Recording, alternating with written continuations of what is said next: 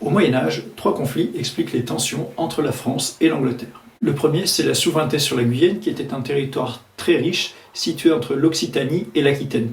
Il avait été transmis à la famille régnante d'Angleterre par Aliénor d'Aquitaine lorsqu'elle s'était mariée au roi de l'époque, Henri II de Plantagenet.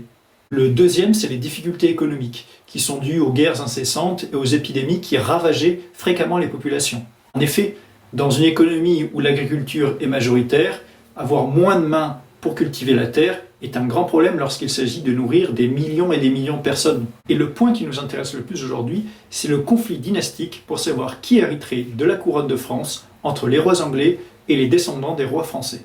Et cette question est très importante parce que pendant des siècles, les Capétiens avaient bénéficié d'une sorte de miracle. Chaque fois qu'un roi était couronné, il disposait d'un fils pour lui succéder.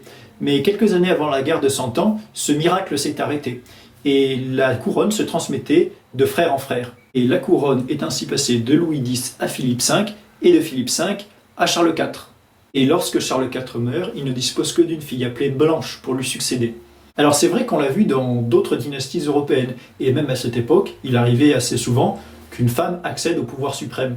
Mais couronner Blanche aurait entraîné de graves problèmes juridiques. Pourquoi ? Parce que Édouard III était avant elle, dans l'ordre de succession. Il était le petit-fils de Philippe IV par sa mère Isabelle. Et là encore se posent 2 problèmes. Le premier problème, c'est la réputation d'Isabelle. Celle-ci avait par exemple fait tuer son mari le roi.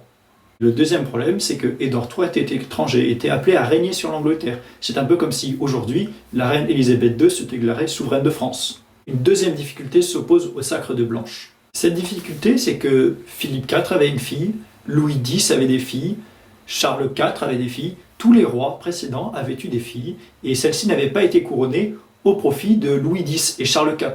Donc, reconnaître Blanche comme reine, c'est reconnaître que les règnes de Charles IV et Philippe V sont nuls.